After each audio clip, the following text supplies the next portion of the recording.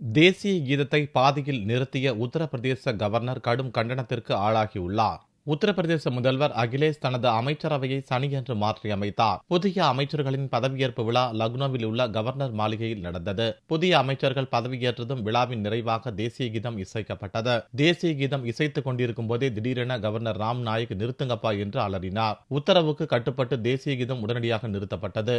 இந்த செய்கைக்கு கடும் கண்டனம் தெரிவித்துள்ள காங்கிரஸ் உள்ளிட்ட கட்சிகள் தேசிய கீதத்தை அவமதித்த கவர்னர் மன்னிப்பு கேட்க வேண்டும் என வலியுறுத்தியுள்ளனர். சர்தார் வல்லபாய் பட்டேலின் பிறந்தநாளை முன்னிட்டு ஒருங்கிணைப்பு உறுதிமொழி ஏற்ற பிறகே நிகழ்ச்சியை முடிக்க வேண்டும் என்பதற்காக தேசிய கீதத்தை கவர்னர் பாதியில் நிறுத்தியதாக ராஜ்பவன் விளக்கமளித்தது.